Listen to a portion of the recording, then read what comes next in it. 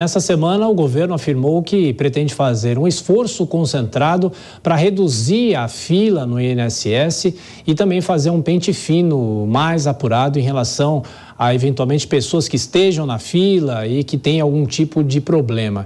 E há ainda também a demanda represada da pandemia e o governo está prometendo agora fazer uma reversão desses problemas nesse setor. Agora são 5h02, você acompanha o Fast News aqui pela Jovem Pan. A gente volta a falar sobre a eleição na Argentina, a gente avança sobre o debate, porque a gente recebe agora aqui na Jovem Pan o professor Gustavo Menon, do programa de pós-graduação em integração da América Latina da Universidade de São Paulo e também da Universidade Católica de Brasília. Tudo bem, professor? Muito obrigado por aceitar o convite aqui da Jovem Pan. Muito bem-vindo. Olá, boa tarde, Tiago. Boa tarde a todos os nossos telespectadores. Bom, professor, sem dúvida é a eleição mais visada dos últimos 30, 40 anos na Argentina, até porque a crise econômica se agrava em relação à inflação, mas a grande pergunta que se faz é a seguinte: é uma eleição que ainda não está decidida, professor? Sem dúvidas, um cenário marcado por inúmeras incertezas nesse último final de semana.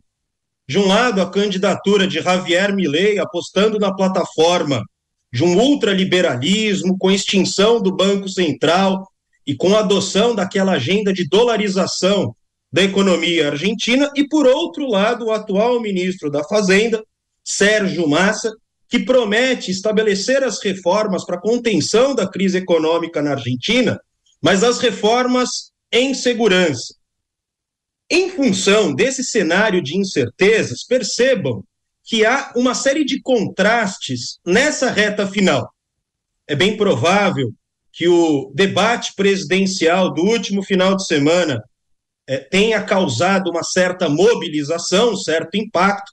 Grande imprensa na Argentina, como o Clarín, La Nación, estão comentando os efeitos e os ecos desse debate presidencial, e há uma tentativa por parte de Javier Milei de ponderar certas pautas, ou seja, de capturar aqueles eleitores do centro do espectro político. Assim como por parte de Sérgio Massa, Thiago, há todo um esforço exatamente de focar a candidatura nos indecisos, em especial nas candidaturas que podem se capilarizar, que podem ganhar força, por exemplo, no âmbito das províncias, no eleitorado feminino. O voto das mulheres, que eu quero dizer, pode decidir essa eleição, já que esses detalhes são detalhes cruciais para esse último final de semana. A taxa de abstenção também pode decidir uma série de elementos, e observem, em grande medida, essa eleição será uma eleição muito parelha, uma eleição voto a voto, e as candidaturas apostam nas narrativas em um tom muito pautado pelo medo.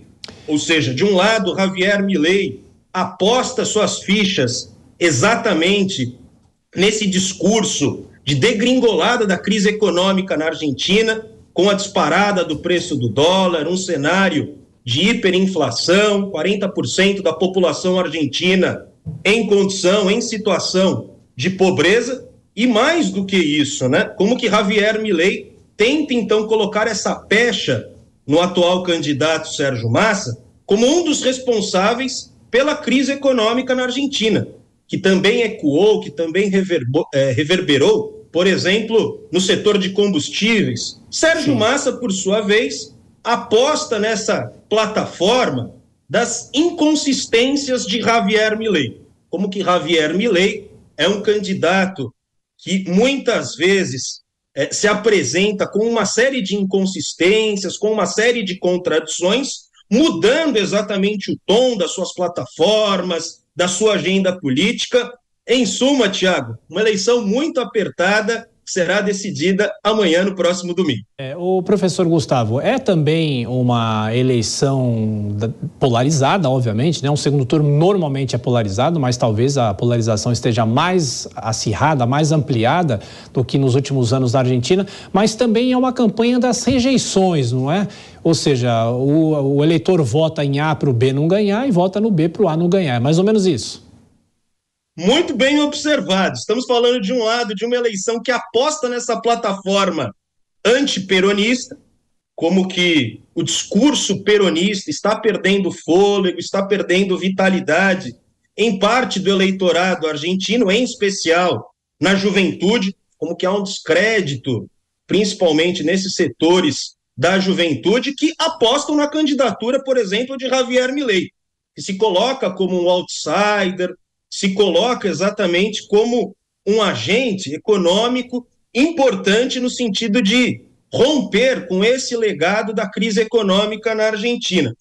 E o peronismo, por sua vez, Thiago, veja que aposta nessas iniciativas, nessa campanha do medo, no sentido de dizer, ora, nós não sabemos, não temos qualquer previsibilidade, segurança jurídica, caso a eleição seja vencida por Javier Milei. Sérgio Massa, então, faz esse movimento, faz a adoção desse discurso no sentido de dizer, ora, os subsídios que envolvem boa parte da população argentina em matéria de concessão na área de energia elétrica, transportes públicos, gás, entre outros elementos de suma importância, veja que Sérgio Massa toca, então, em setores chaves da economia argentina, no sentido de dizer, ora, não sabemos o que será a Argentina com Javier Milei, já que o signo da candidatura de Javier Milei